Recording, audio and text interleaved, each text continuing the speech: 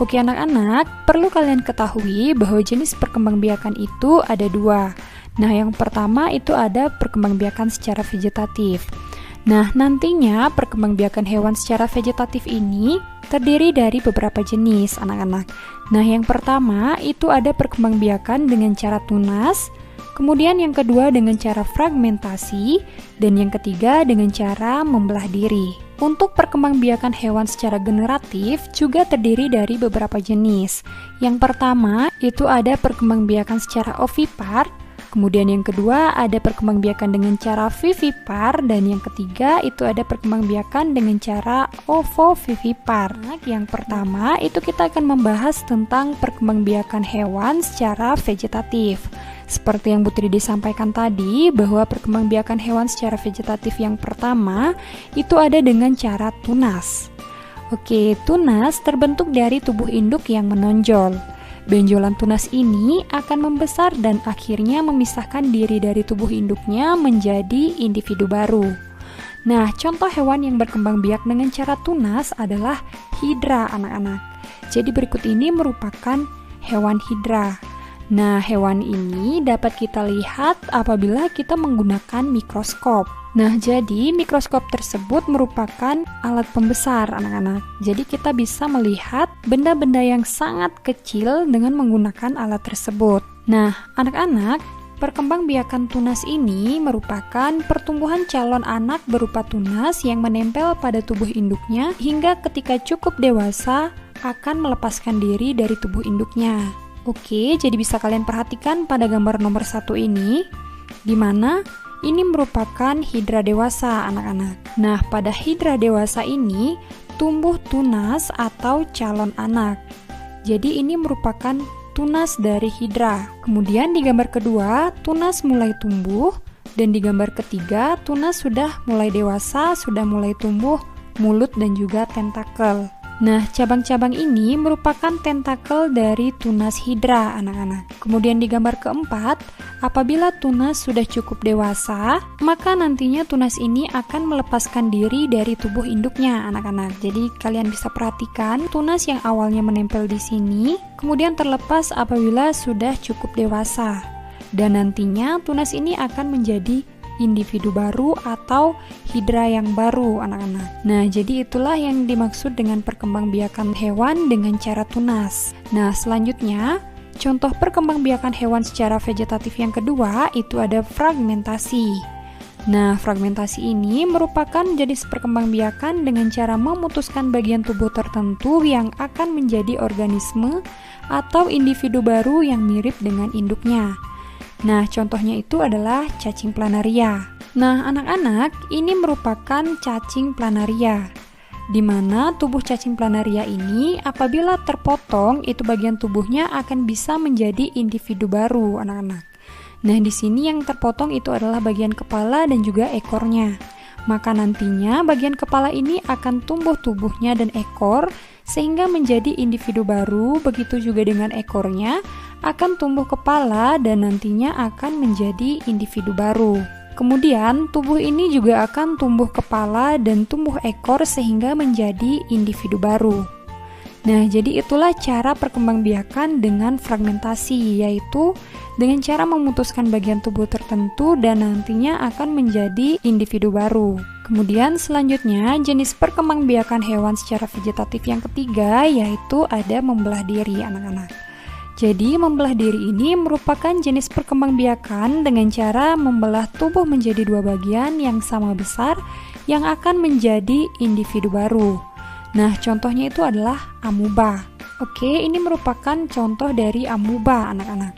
Jadi terlihat seperti tidak beraturan. Nah, yang bulat ini itu disebut dengan inti sel. Kemudian bagian luarnya ini disebut dengan sitoplasma. Oke, jadi di gambar nomor 1 ini merupakan hewan amuba dewasa. Kemudian di gambar nomor 2, hewan amuba ini berkembang terus untuk membelah tubuhnya. Nah, bagian tubuh yang terbelah itu adalah bagian sitoplasma dan juga inti selnya. Kemudian pada gambar yang ketiga itu sudah terlihat inti selnya memisah, anak-anak. Dan juga sitoplasmanya juga akan memisah. Kemudian di gambar nomor 4 itu inti selnya sudah jelas terlihat dan juga sitoplasmanya akan terpisah. Di gambar nomor 5 juga mengalami perkembangan, yaitu pembelahan inti sel dan juga pembelahan sitoplasma, dan di gambar yang ke-6 yaitu tubuh amuba sudah terbelah menjadi 2 anak-anak. Jadi ini amuba 1 dan amuba 2 yang awalnya berasal dari satu amuba. Nah, jadi membelah diri ini adalah perkembangbiakan hewan dengan cara membelah tubuh menjadi 2 yang dalam hal ini adalah inti sel dan juga sitoplasmanya yang terbelah. Jadi seperti itu anak-anak. Nah, perlu juga kalian tahu bahwa hewan amuba ini hanya bisa kita lihat jika kita menggunakan kaca pembesar ataupun menggunakan mikroskop anak-anak. Jadi sampai di sini paham ya?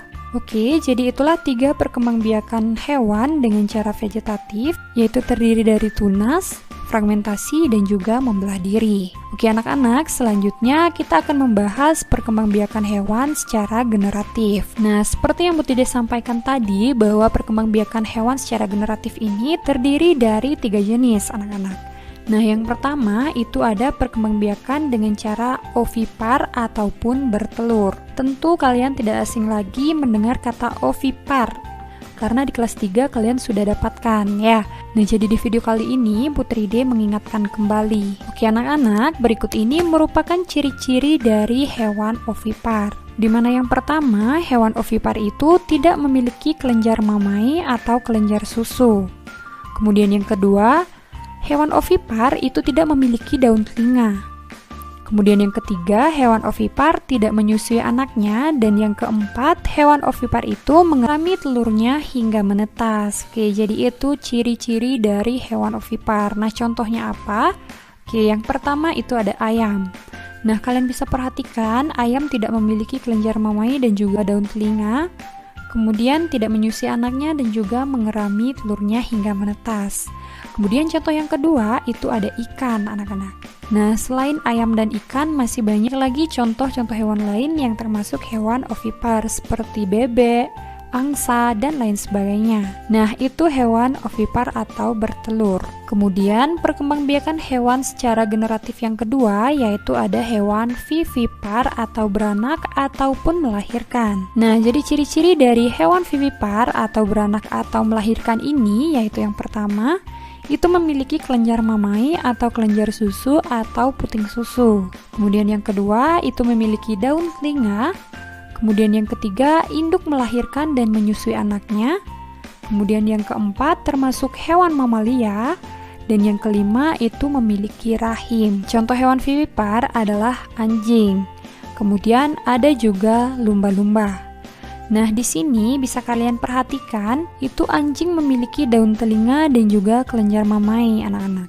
Nah, lumba-lumba ini termasuk hewan vivipar, anak-anak, karena lumba-lumba melahirkan anaknya.